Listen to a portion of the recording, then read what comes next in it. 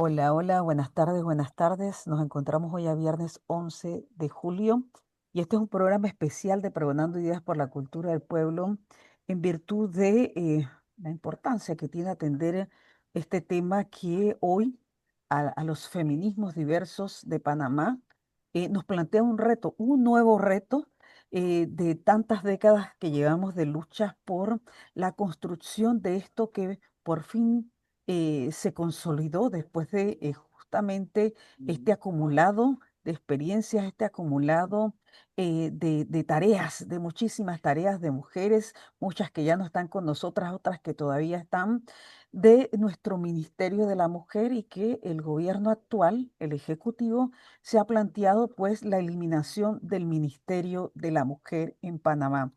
Realmente es un escenario que plantea no solamente para nuestro país, sino para la región latinoamericana, una revisión integral de cuál es la postura que tienen las naciones, nuestros países, los estados de la América Latina frente al tema de la mujer en este siglo XXI. Y para ello tengo unas invitadas en la tarde de hoy. Vamos a hablar un corto tiempo, pero que nos ponga en contexto el momento en el que estamos y la necesidad de establecer alianzas estratégicas regionales para la discusión de frente a esta decisión tomada de defender la institucionalidad desde el punto de vista democrático de un Ministerio de la Mujer que es indispensable para atender las tareas que tenemos en esa brecha que sigue existiendo y que después de la pandemia se ha aumentado en el caso de la realidad panameña y del mundo entero entre hombres y mujeres. Y para ello tenemos, hombre, a la compañera, a la hermana, a la amiga, a la maestra, para mí, para muchas, Mariela Itzel Arce. Bienvenida, Mariela, porque tú has estado en cada una de esas fases tan importantes de la década del 80 para acá, en esta construcción que al final dio por culminado llegar a esa cenit de tener nuestro ministerio y ahora nos encontramos con este planteamiento, Mariela. Por eso que te doy las gracias de antemano por aceptar la invitación a este programa. Bienvenida, Mariela. Gracias, Rebeca. Es un honor para mí de nuevo estar aquí en esta ventana educativa, en esta ventana que crea cultura de participación ciudadana y por lo tanto también de democracia. Y también es un honor estar aquí con Luz Patricia Mejía Guerrero, una compañera que obviamente tiene un rol muy importante dentro de este nivel de reflexiones y de acciones para el adelanto de los derechos de las mujeres. Bueno, muy rápidamente yo simplemente No, voy a pero volver. espera, también tengo que anunciar que en algún momento va a estar entrando otra compañera, que ella es de la Asociación Centroamericana de Sociología, la compañera Ana Silvia Monzón, que estará con nosotros en unos minutos. Y sí, aprovecho antes de arrancar, Mariela, que Luz Patricia, hombre, es nuestra representante, nuestra compañera responsable de ese mecanismo de seguimiento de la Convención de Belém do Pará y la verdad que de otros mecanismos que las naciones, el concierto de las naciones de nuestro continente están comprometidos a realmente en cada una de sus fases realmente implementarlos y para eso contábamos contigo en este programa, pero arrancamos con Mariela porque hay que poner en contexto, Mariela, el momento en el que nos encontramos. Bienvenida. Gracias. Bueno, muy rápidamente yo voy a dividir en tres lo que voy a compartir sobre el contexto. Uno, la evolución del mecanismo para el adelanto de los derechos de la mujer. Dos, voy a compartir un poco el contexto nacional. Y tres, un poco las perspectivas de salida que estamos buscando como movimientos y organizaciones de mujeres. Entonces empezamos con los antecedentes. Como bien dijiste, Rebeca, esto es un proceso histórico que desde el siglo pasado, ¿verdad?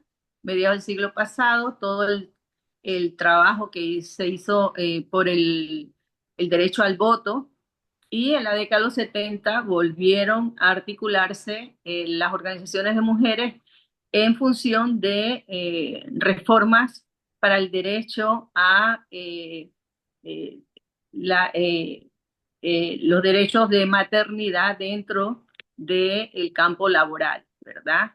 Todo lo que implicaba el marco de derechos de las mujeres dentro de las regulaciones obreros patronales. Posteriormente a eso hubo un impasse, ¿verdad? Y en medio de la, bienvenida Ana Silvia, gusto de verte, este, en medio de ese proceso, ¿verdad? Eh, Después de la invasión, que fue en el 89, hubo un corte en relación a todo lo que implicaba las políticas públicas dirigidas hacia la igualdad de oportunidades y los derechos de las mujeres. En ese sentido, se trabajó después de la invasión como una ventana de oportunidad, porque la invasión no solamente destruyó el ejército panameño, sino toda la institucionalidad. Y se generó un vacío dentro de las políticas públicas y todos los primeros años fueron de reconstrucción económica, centrada en toda la reconstrucción de la administración pública, pero desde el enfoque económico. Y todo lo que implicaba el desarrollo social, las políticas sociales, cayeron en un hoyo negro. Y ahí las organizaciones de mujeres gestionamos desde el 92, marzo del 92, que paralelamente estábamos gestionando a nivel regional el primer encuentro de mujeres centroamericanas que se dio en Nicaragua, en Montelimar. Eh, eh, Estamos hablando de todos los preparativos que estábamos haciendo. El contexto era nacional e internacional, porque estábamos haciendo los preparativos para Beijing. Entonces, nosotras en esto desarrollamos una estrategia de incidencia política para generar el primer plan de igualdad de oportunidades, proceso que desarrollamos con metodología de educación popular feminista y que tuve el honor de facilitar, coordinar y diseñar. Y eso implicó cientos de mujeres líderes del país en más de 121 talleres simultáneos con 11 mesas temáticas por un año trabajando en todo el país. Y esas temáticas las sacamos de Nairobi porque no teníamos Beijing. Nuestro referente en ese momento fue Nairobi y fue básicamente el primer plan de igualdad de oportunidades que se hizo en la región con esa metodología. Recuerden que para los inicios de los 90 habían procesos de posguerra en la región, ¿verdad? Y estábamos en plena, o de invasión, como el caso nuestro, y estábamos en plena construcción o reconstrucción o retejido democrático. Las mujeres fuimos las primeras que hicimos un paso adelante para la reconciliación nacional después de la crisis que gestó la invasión. Las que estaban a favor, las que estaban en contra y las que estábamos en medio, que no veíamos contradicción entre soberanía y democracia. Y se gestó el primer plan de igualdad y ese plan de igualdad después se constituyó en la base para la ley 8 de igualdad de oportunidades. Ese fue el basamento para hacer hoy todo lo que tenemos de arquitectura institucional. Pasamos a tener un ministerio de la mujer, la niñez, la juventud y la familia, el perro y el gato. Y dentro de ese nuevo ministerio, que ahí metieron todo lo que pudieron, se creó la Dirección Nacional de la Mujer como el mecanismo básico. Y nosotras generamos, como movimiento de mujeres y como gestoras de todo ese proceso, ¿verdad? Creamos la estructura de un Consejo Nacional de la Mujer paritario, mitad de organizaciones de mujeres y mitad de los 3 órganos del Estado. Eran innovaciones institucionales, nunca se había hecho nada así. Habían consejos consultivos, pero eran básicamente de adorno. Nosotras no. Nosotras en los primeros 5 años tuvimos todas las 12 tareas que teníamos de asesoría, de planificación, de etcétera, etcétera, incluso hasta de auditoría social. Teníamos tareas ahí. Y desde entonces, en el primer plan de igualdad, nosotros hablamos del mecanismo al más alto nivel, porque sabíamos que si no había mesa en el gabinete, no había plata. no había poder, no había nada. Y desde el 94, que se dieron las elecciones, nosotras fuimos gestando las bases para una institucionalidad que no solamente fuera una institucionalidad sectorial, sino transversal, que pudiera transversalizar el enfoque en todas las políticas públicas. Hoy tenemos 72 referentes que van a quedar en el aire. ¿Por qué? Porque ya no vas a tener esa capacidad de nutrir, de ida y vuelta. Pasamos de la dirección, pasamos a un instituto después de casi 3 periodos presidenciales. Después del instituto, ¿verdad? Hemos pasado a el ministerio hace 2 años. En medio de todo eso, siempre hemos sido la cenicienta en el presupuesto general de la nación. Hoy en día tenemos 3 menos de 4 centavos por dólar presupuestado. 4 centavos, menos de 4 centavos por dólar presupuestado. 0.038% del presupuesto nacional. Mientras el Ministerio de Cultura nosotros tenemos 1.8 millones en el presupuesto anual y el Ministerio de Cultura tiene 11 millones. Yo no desestimo la labor cultural, al contrario. Para mí la cultura es la savia de la patria, pero la capacidad, la responsabilidad institucional. Nosotros tenemos 5 mandatos en ese ministerio que tienen que ver con violencia, que tienen que ver con empoderamiento económico, que tienen que ver con políticas de salud, que tiene que ver con participación y equidad política, que tiene que ver finalmente con todo lo que es acceso a justicia, etcétera. Entonces, tenemos direcciones nacionales en cada uno de esos ejes que solamente es una sola funcionaria. Así que no me vengas a decir que hay burocracia. O sea, ya sabemos que hay 3 argumentos que dice el señor presidente, que desinformo, sí es responsabilidad del presidente, porque nuestro sistema político es presidencialista y actualmente no hay separación de poderes. Entonces, él argumenta tres cosas. Una, demasiado presupuesto, que es un costo y que hay que rebajar el presupuesto del Estado. O sea, es ahorrarse con nosotras, con ese presupuesto miserable que siempre hemos tenido, es ahorrarse en la galleta del oro. O sea, no hace ni mella en absoluto en ningún tipo de ahorro. Nosotros tenemos menos ahorro que lo que se gastan a veces en alquilar carros para los ministerios. Imagina, tenemos menos presupuesto de que lo que se gastan en alquileres de carros. Que es burocrático. Nosotros tenemos 263 funcionarias, de las cuales 143 están repartidas en el resto del país. Tenemos 5 comarcas, y de esas 5 comarcas solamente hay 3 funcionarias, una en cada territorio indígena, una en el territorio Guna, que son cientos de comunidades, una funcionaria para la comarca Nove Buglé, que tiene que trabajar Codri, Nedrini y Ñocribo, que estamos hablando que son 3 provincias, son 3 territorios inmensos. Una funcionaria y una funcionaria para la comarca en Verá, ¿verdad? Huaunán. Entonces, no tienen ellas ni equipo, ni transporte, nada, íngrimas, solitas. Entonces, ¿de qué burocracia estamos hablando? Son 263 funcionarias en total. Y aquí en Panamá hay ministerios que tienen y diputados que tienen más de esa cantidad en sus planillas de asesores, activistas, apoyos, etcétera, etcétera.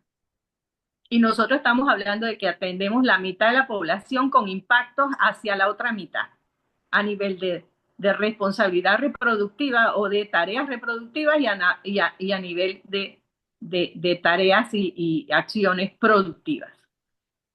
Entonces, ni burocrático, porque ya te digo, tenemos una planilla que es miserable, un presupuesto que ni se diga, que eso siempre ha sido así, ¿no? O sea, no estamos hablando ahora, eso hace 30 años que se creó y así hemos sido siempre la cenicienta del presupuesto y de las políticas nacionales.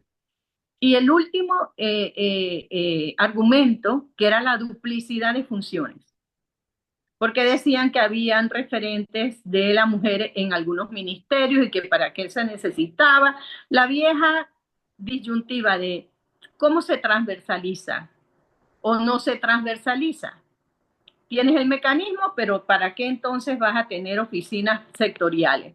Obviamente que ese argumento se cae porque ya hace mucho tiempo, hace muchas décadas, las planificadoras como yo sabemos que tú tienes que tener los dos mecanismos. El mecanismo que, central que alimenta, retroalimenta, orienta, asesora, anima, monitorea y los referentes sectoriales en los distintos ministerios y entidades públicas para precisamente hacer el entramado que permite transversalizar las políticas. Entonces, hoy yo decía, o sea, el Ministerio de la Mujer no solamente es lo que conlleva una lucha histórica, sino que es el mecanismo más exquisito para fortalecer la igualdad y la democracia. No verlo así es no solamente de ignorantes, sino de irresponsables, porque el impacto negativo que está teniendo eso y que va a tener, porque no es solamente se refiere a un asunto de las feministas, no, eso no es un asunto de las feministas, es un asunto de la sociedad panameña y de que si quiere llegar a avanzar en su proceso de desarrollo y de modernización de las políticas públicas, al contrario, debería de ser un mea culpa y fortalecer el mecanismo, primero no nombrando ni haciendo de eso un nicho de nombramientos politiqueros, porque la otra cosa es que no hacen nada, es que hacemos demasiado. Hay puras botellas, hay incluso a las que han nombrado sin capacidad Sin técnica, experiencia, sí, técnica. experiencia, hasta esas tienen que hacer lo que sea, porque no hay gente, todo el mundo tiene que trabajar. Así que esos argumentos de presupuesto, de Duplicidad. burocracia, de duplicidad, eso realmente no existe. Se cae simplemente, incluso le dijimos al señor presidente, necesitamos que usted entienda que esto se habla es con datos, no con prejuicios. Ahora, Y ya. mira, estos elementos son importantes para entender y contextualizar lo peligroso de una decisión como esta. Más allá de los argumentos que ha presentado el Ejecutivo y el presidente directamente, eh, mi estimada Luz Patricia, desde este mecanismo de seguimiento para las violencias, todas las formas de violencia institucionales y estructurales en nuestros países, plantearse hoy, en el 2025, la eliminación de un Ministerio de la Mujer, entendiendo que las tasas de violencias contra la mujer, ah, todas las formas de violencia contra la mujer, a diferencia de disminuir, van en avance. ¿Cómo entender que un gobierno se plantee la eliminación de un ministerio que podría de alguna manera colaborar con esta tarea que tenemos de atención a las violencias? Bienvenida, Luz Patricia. Muchísimas gracias, Jani, por la invitación. Muchísimas gracias, Mariela, por la contextualización que me pareció muy clara. Y a mi colega y amiga Ana Silvia, pues también la saludo aquí presente. Fíjate, maestra Ana Silvia, le digo yo, con mucho cariño, poeta, amiga. Fíjate, hay varias cosas en este contexto, ¿no? Yo creo que lo primero que hay que decir es que la creación de un ministerio no obedece a capricho, no obedece a una respuesta demagógica hacia una petición de un grupo específico, ¿no? La creación de un ministerio es la conclusión, primero, o el inicio, incluso diría yo, de una institucionalidad fortalecida que parte de un compromiso internacional que se hizo hace 30 años en la Declaración de Acción y Plataforma de Acción de Beijing. Los estados voluntariamente, que los estados es un solo estado, ¿no? Panamá es un solo estado independientemente de los diferentes gobiernos que le hayan representado, con el resto de esta región que está celebrando los 30 años, planteó la necesidad del fortalecimiento de los mecanismos nacionales y de darle el más alto nivel posible a esos mecanismos. Porque, bueno, primero por el abordaje, como decía Mariela, de todos los temas, ¿no? No solo, los ministerios no solo asumen la competencia relativa a los derechos de las mujeres frente a su derecho a vivir libres de violencia, sino que abarca todos los demás elementos de las vidas de las mujeres, que son la mitad de la población.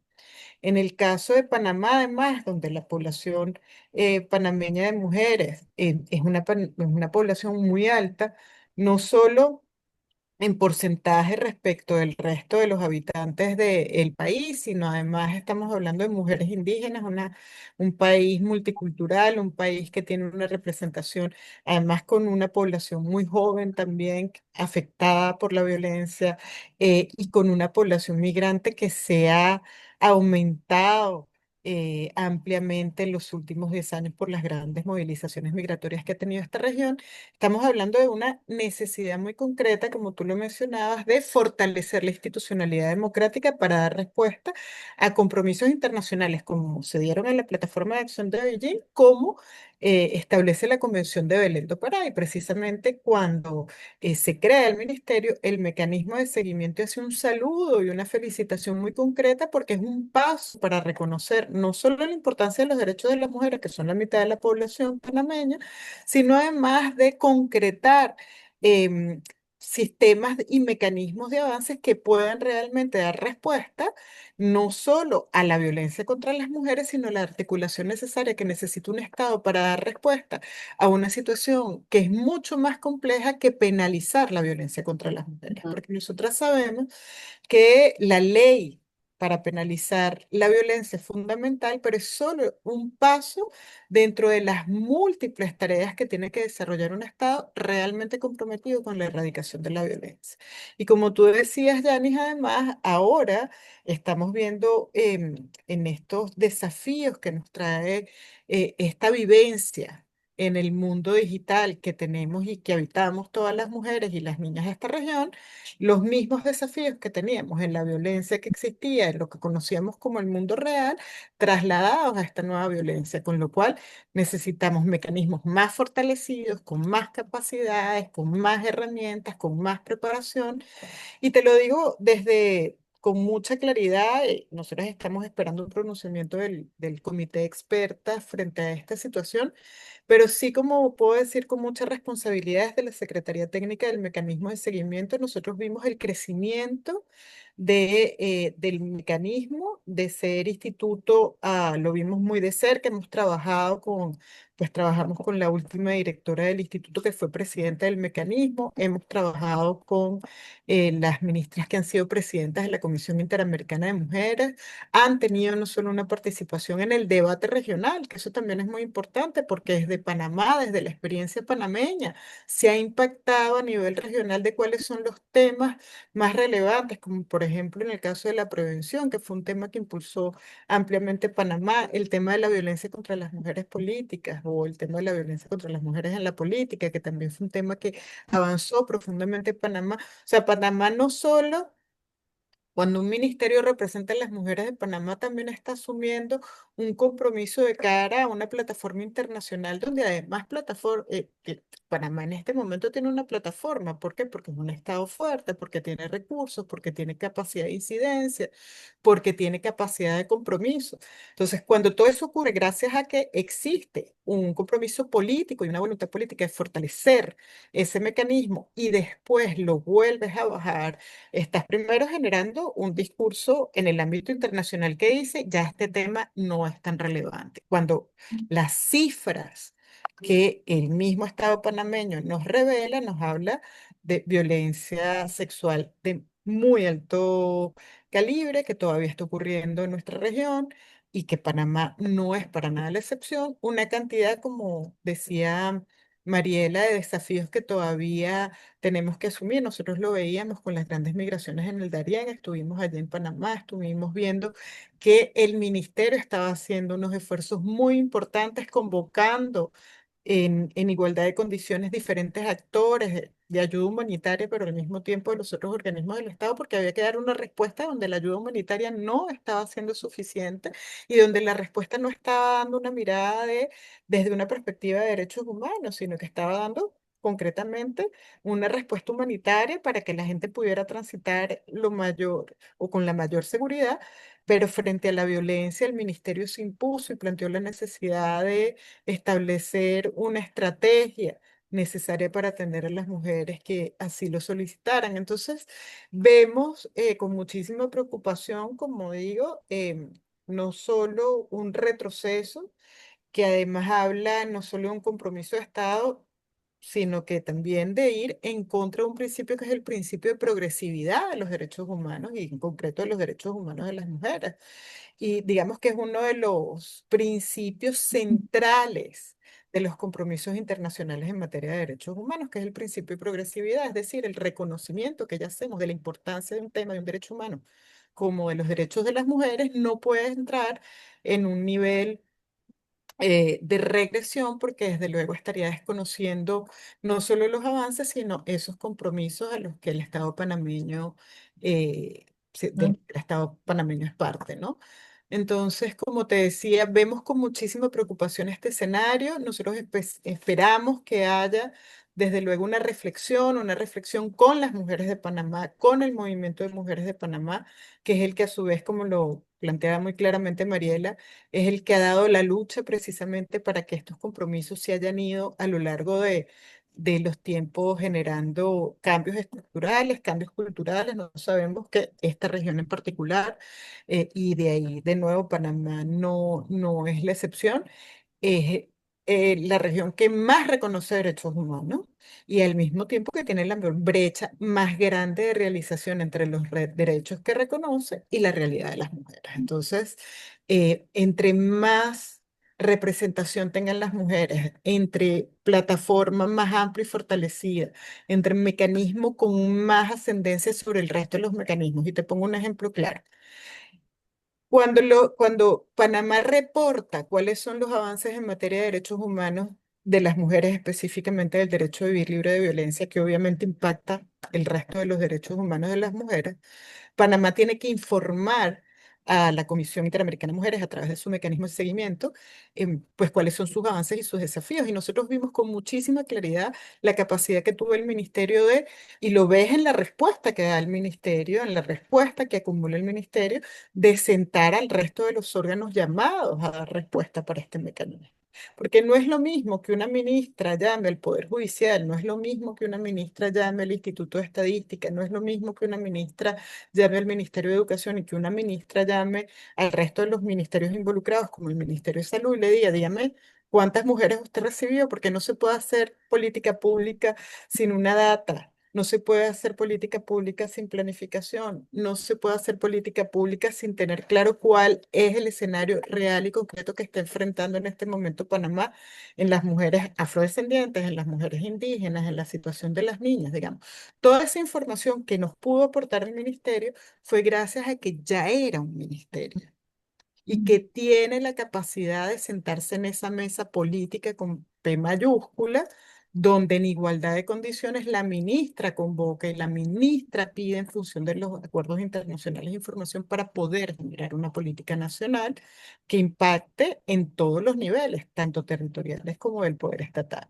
Entonces, eso evidentemente, no estamos diciendo que los esfuerzos que hizo en su momento el Instituto Nacional de la Mujer fueron en vano, no, pero no es lo mismo que una directora convoque al Ministerio de Educación o convoque al Ministerio de Salud, al Ministerio de Justicia o al Poder Judicial a que convoque una ministra.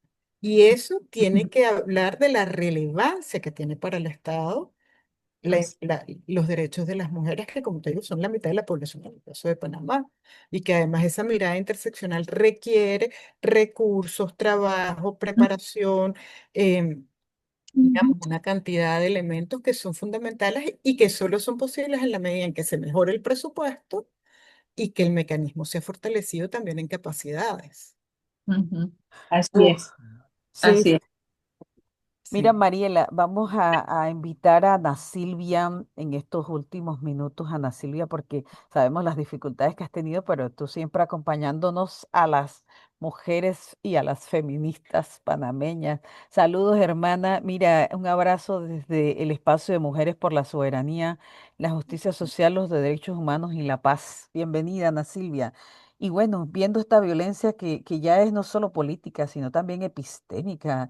Ana Silvia, de este ejecutivo que, como lo acaba de decir Luz Patricia y lo planteó Mariela, identifican al Ministerio de la Mujer como un espacio que puede ser realmente desestimado, pues, para la cosa pública. Buenas tardes a todas. Un abrazo, querida Rebeca, querida Luz Patricia y nuestra compañera que hizo esta radiografía de la institucionalidad de la mujer en Panamá. Muchísimo gusto. Mil disculpas porque no estoy en las mejores condiciones. Ya me escuchan ruido, pero aquí estoy. Y bueno, escuchándolas a las dos, comentarles, ¿verdad? Para hacer como una comparación, que aquí en Guatemala, en el 2021, también estuvimos a punto de que se cerrara la Secretaría Presidencial de la Mujer. Así que sabemos lo que ustedes están atravesando en este momento. Siempre hemos admirado mucho el avance que las mujeres en Panamá han tenido, ¿verdad? Sobre todo en estas últimas décadas, porque Luz Patricia decía, bueno, el mecanismo se empezó a crear hace 30 años, pero hace 30 años fue el resultado de una lucha todavía más atrás, que Mm. creo que siempre es importantísimo valorar. Los mecanismos estatales al más alto nivel fueron como la herramienta, ¿verdad? La ruta para que las mujeres finalmente pudieran ir más allá de solo el ejercicio del voto, que todavía sigue siendo también problemático y sobre todo la representación de las mujeres en los distintos organismos del Estado. Y a mí me parece que esto que está sucediendo en Panamá que ya se está viviendo también en otros países, ¿verdad? En Argentina, aquí mismo, como les comentaba, y escucho y es la misma situación precaria. Eh, sí está creado el mecanismo, pero sin mayores recursos, tanto humanos como financieros, poco espacio para la incidencia política y eso, pues, finalmente va contra, digamos, estos principios de igualdad que venimos sustentando. Creo que es importantísimo generar redes más fuertes para oponernos. Creo que no he leído mucho con relación a planteamientos de sororidad en este momento con las compañeras, pero yo me sumo y desde los espacios de donde podamos, creo que es muy importante generar ese posicionamiento, porque finalmente cerrar un espacio institucional es darle la espalda a la historia de las mujeres, a los derechos de las mujeres, a este discurso que se plantea también desde los políticos, ¿verdad? De que son democráticos y de que están trabajando a favor del bienestar de la población. Creo que nuestra compañera lo tiene clarísimo cuando hace todo, pues va desmontando los argumentos que ha planteado el actual presidente en Panamá, que no corresponden con la realidad, por supuesto. Y me parece que es importantísimo también apoyarnos en mecanismos como MESECBI, que siempre ha estado ahí, y agradezco muchísimo a Luz Patricia y a las compañeras, porque siempre están allí en esta vigilancia también, ¿verdad? De que se garanticen los derechos de las mujeres y ciertamente la problemática de la violencia, que es la que ellas se enfocan en particular, no está desvinculada de todos los demás derechos. Si no tenemos derecho a lo más básico, a los derechos sociales y económicos, pues las mujeres vamos a estar más vulnerables a recibir violencia. Entonces creo que necesitamos hacer un tejido todavía más fuerte para sumarnos desde donde estemos, pronunciarnos contra estas arbitrariedades, eh, porque son además compromisos que los estados han contraído.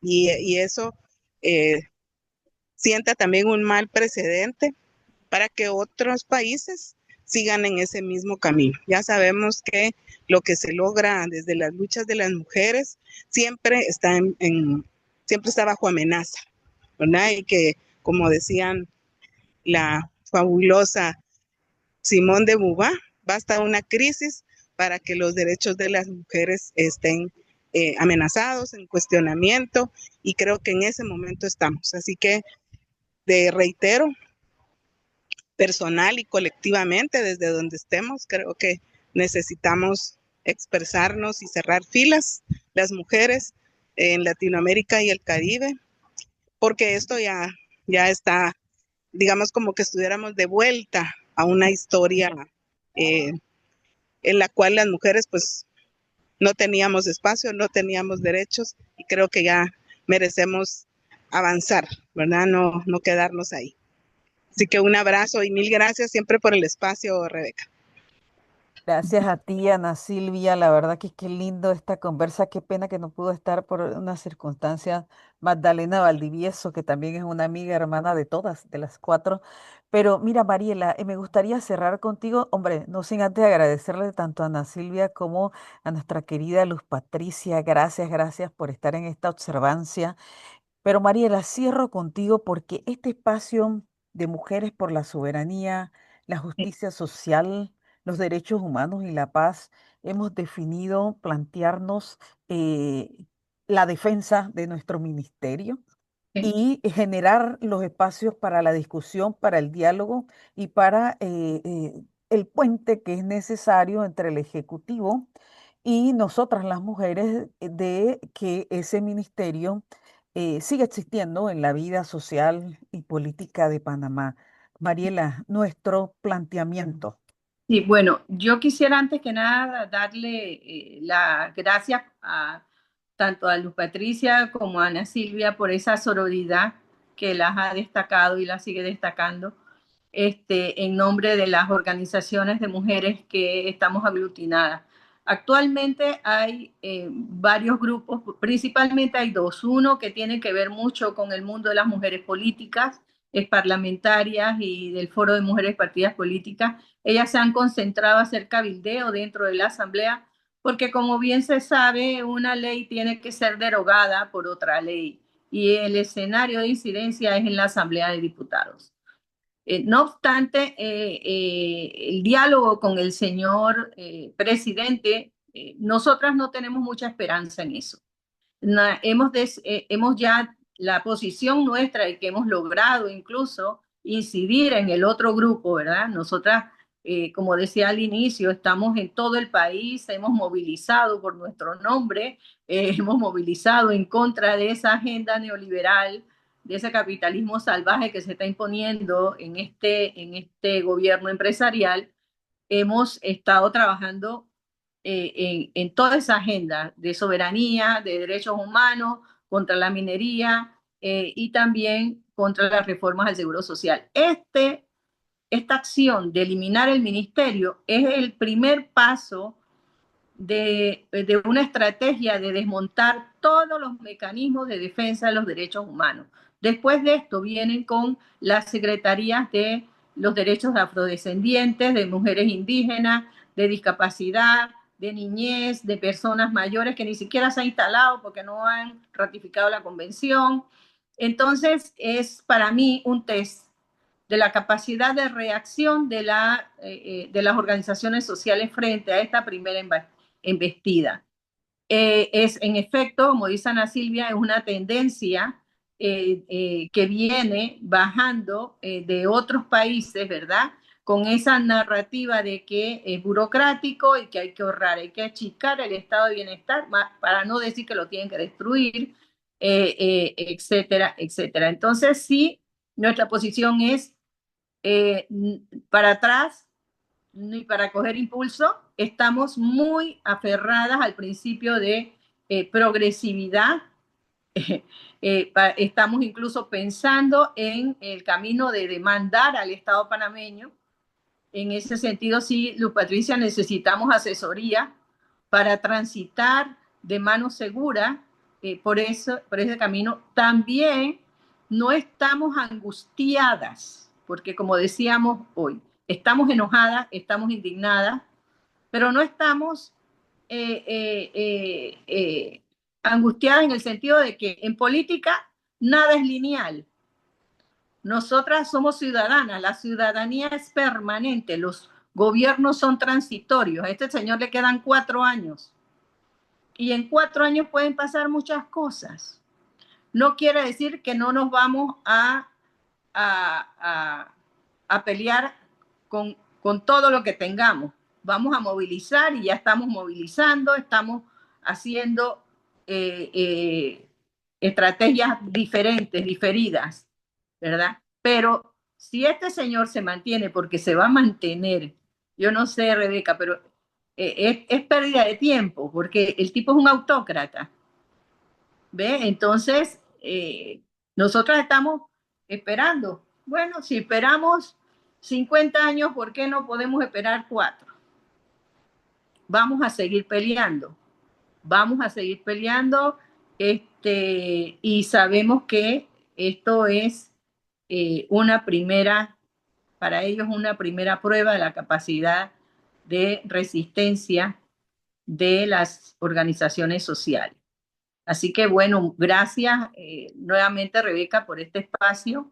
Eh, esta tarde, esta noche tenemos otras sesiones para más herramientas y bueno, Estamos de sesión en sesión. La verdad que yo sé que todas tienen compromisos.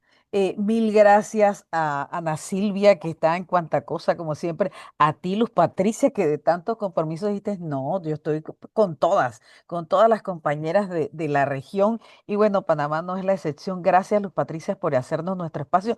Allí vamos a estar en comunicación porque esto de la defensa de la progresividad de todo esta historia que nos contó maravillosa Mariela de lo que han trabajado varias generaciones de mujeres en Panamá, no se va a ir al traste, Mariela, eso tenlo por seguro que no pasará. Nosotras somos resistentes y lo que no se pueda lograr ahora, 4 años pasarán, como bien dices tú, y nuestro ministerio quedará, ¿verdad que sí? Y gracias, gracias Luz Patricia, por ahí nos vamos a estar comunicando contigo. Sabemos que en algún momento va a estar el comunicado formal desde ese espacio del MESETBI. Gracias también por ese espaldarazo a nuestras luchas.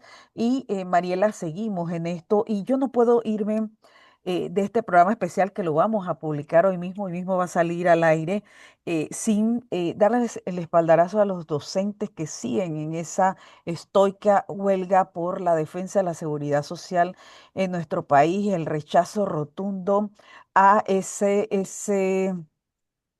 a esa política de este gobierno de querer desmantelar todas las conquistas y desmantelar todos los esfuerzos que la clase trabajadora por décadas en nuestro país ha ido alcanzando, mujeres y hombres.